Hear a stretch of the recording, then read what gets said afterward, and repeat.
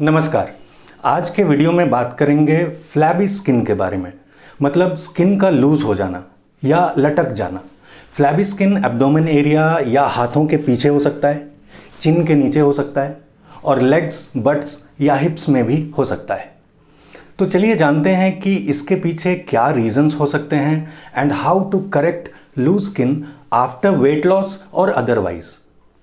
सबसे पहले ये जान लीजिए कि लूज स्किन का एक कॉज होता है कॉर्टिसोल। कॉर्टिसोल एक स्ट्रेस हार्मोन होता है। आप उदास होते हैं या दुखी होते हैं या गुस्सा करते हैं तो कॉर्टिसोल का लेवल बॉडी में बढ़ता है। फियर, एंजाइटी या नींद की क्वालिटी अच्छी ना होने से भी बॉडी में कॉर्टिसोल बढ़ जाता है, जो कि फ्लैबी स्किन या लूज स्किन का कॉज बन जाता है।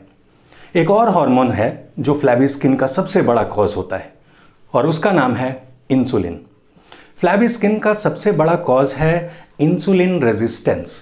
लेट मी एक्सप्लेन कि कैसे इंसुलिन रेजिस्टेंस स्किन के लूज होने का कॉज होता है।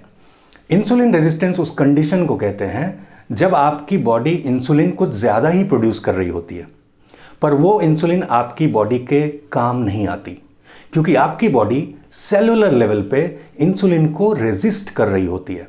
आपकी बॉडी को इंसुलिन की ज़रूरत है, you definitely cannot live without it.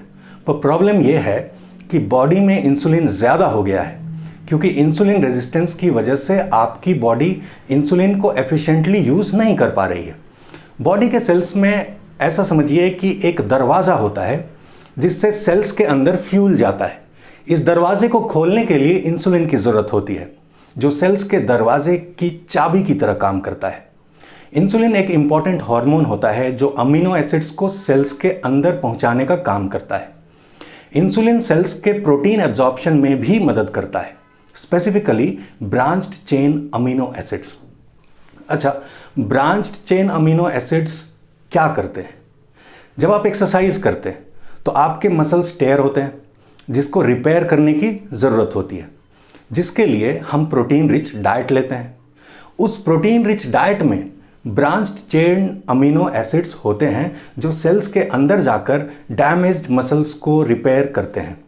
और अगर बॉडी में इंसुलिन रेजिस्टेंस है तो ये branched chain amino acids cell के अंदर नहीं जा पाते, जिसकी वजह से रिपेयरिंग नहीं हो पाती है और स्किन लूज हो जाती है।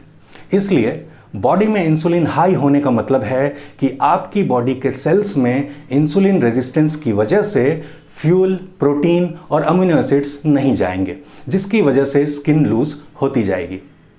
आपकी बॉडी में इंसुलिन रेजिस्टेंस की कंडीशन डेवलप होने के कुछ इंपॉर्टेंट सिम्टम्स होते हैं, जैसे कि आपका एक्सरसाइज से वेट कम नहीं हो रहा है, you have belly fat, foggy brain है, जनरल फैटीग या थकान, एक मील स्किप कर देने पे चिड़चिड़ापन हो जाना, भूख बर्दाश्त नहीं होना, भोजन करने के बाद भी सेटिस्फैक्शन नहीं होना, या फिर भोजन के बाद थकावट महसूस होना।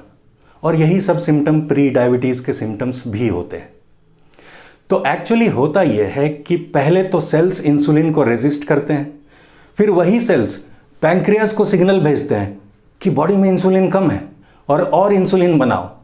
बेचारा पैंक्रियाज और ज़्यादा इंसुलिन बनाने लगता है और पहले तो सेल्स को इस वजह से फ्यूल, अमीनो एसिड्स और प्रोटीन नहीं मिल पाता, जिसकी वजह से फ्लैबी स्किन, एजिंग, फैटीग और हेयर फॉल जैसी समस्या होती है।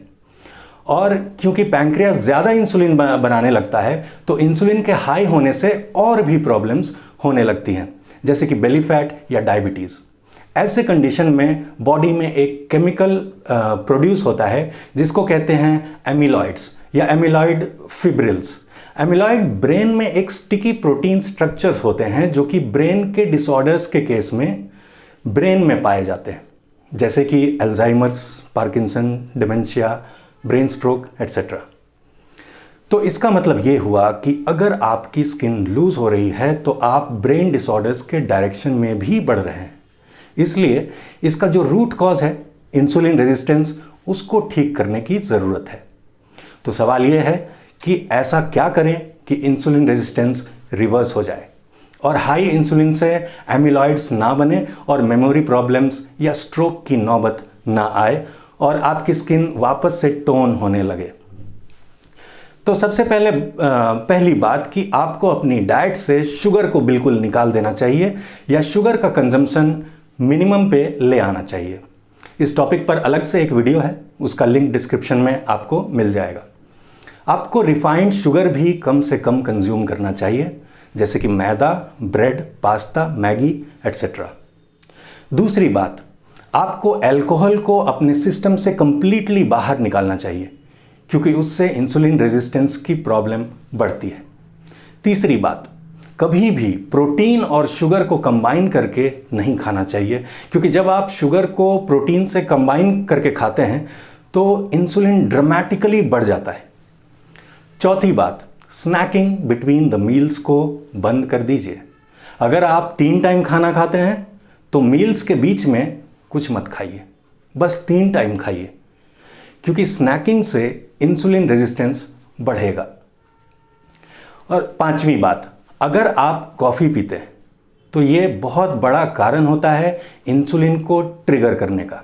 एनर्जी महसूस होती है ना, इसको बंद करना बेहतर रहेगा। अगर पूरी तरह से बंद नहीं कर सकते तो कॉफ़ी की क्वांटिटी को कम करने की कोशिश करिए और दोपहर के बाद कॉफ़ी मत लीजिए। तो अगर आप अपनी स्किन को वापस से टोन करना चाहते हैं तो it is not about eating more protein. Flabby skin के अंडरलाइंग कॉज को जानिए।